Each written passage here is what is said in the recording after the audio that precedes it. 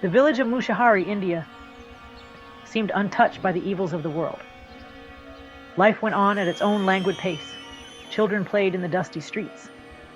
But beneath the surface, a darkness lurked. A darkness that wore the face of a child. Amarjeet Sada, born in 1998, would become the world's youngest known serial killer. His victims? Infants, each one younger than a year old. Amarjeet's reign of terror began in 2006. His first victim, a 6-month-old cousin, disappeared from her home. Later, her tiny body was found, bearing the chilling marks of strangulation. The family, shrouded in secrecy, chose not to involve the police. The death was dismissed, a tragic accident. But Amarjeet's thirst for blood, once tasted, was insatiable. Months later, tragedy struck again. This time it was Amarjeet's own sister who became his prey. The 8-month-old girl met the same gruesome fate as her cousin. Once more, silence reigned. The family, bound by a twisted sense of loyalty, covered up the crime. Amarjeet, a monster cloaked in innocence, remained free. The final act in Amarjeet's macabre play unfolded in 2007. 6-month-old Khushbu, Devi, vanished from her home, sending shockwaves through the village. This time, the whispers of an unspeakable evil could not be silenced. Suspicion fell upon young Amarjeet. When confronted, his confession sent chills down the spines of hardened investigators. The villagers struggled to comprehend the darkness that had descended upon them.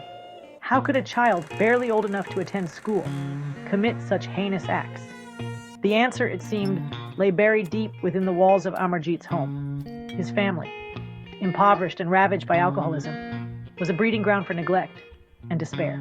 Amarjeet's parents, shrouded in their own misery, seemed oblivious to their son's descent into madness. Reports suggested that Amarjeet's father, a laborer prone to fits of rage, had meted out harsh punishments on the young boy.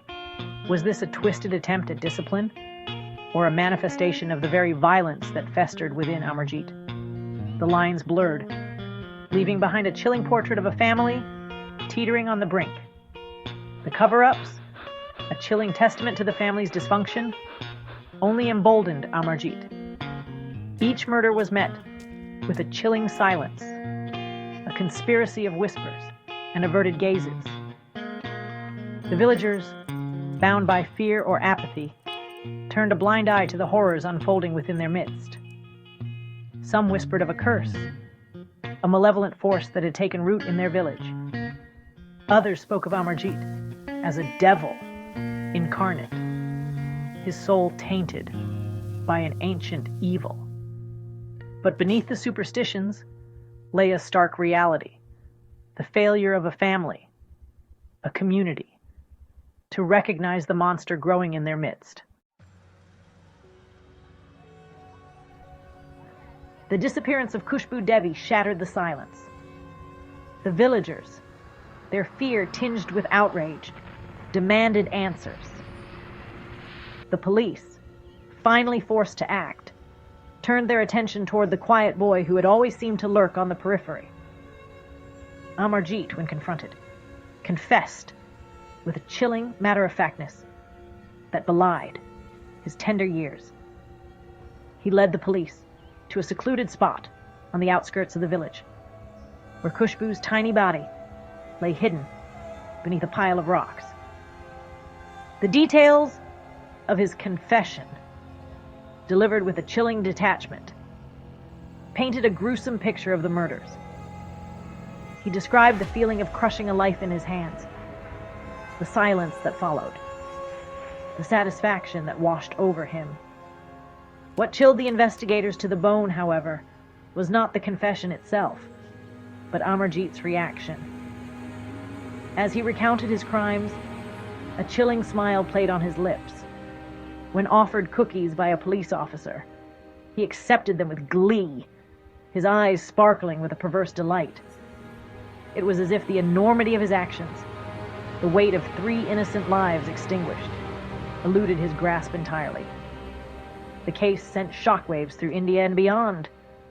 Psychologists and criminologists struggled to make sense of Amarjeet's behavior, grasping for explanations in his troubled upbringing, the deprivation he had faced, the violence he had undoubtedly witnessed. Amarjeet Sada, the boy who killed without remorse, became a chilling reminder of the darkness that can lurk beneath the surface of even the most ordinary lives.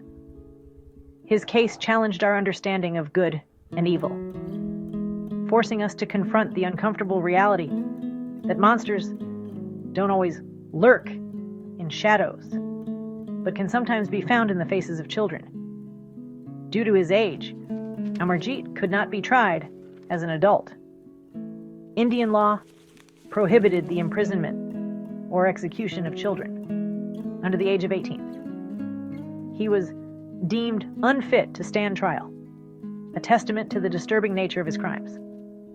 Instead, he was sent to a juvenile detention facility, a place where he could, theoretically, receive the help he needed. In 2016, Amarjeet turned 18. The details of his release remain shrouded in secrecy. Some whisper that he was given a new identity, a chance to start over, to rebuild his life far away from the scene of his crimes. Others believe that he simply disappeared, melting back into the anonymity from which he had emerged. Amarjeet Sada's story serves as a chilling reminder that evil knows no age, no boundaries. It is a story that continues to haunt us, long after the headlines have faded, forcing us to confront the uncomfortable truth that sometimes the monsters we fear the most are the ones who live right next door,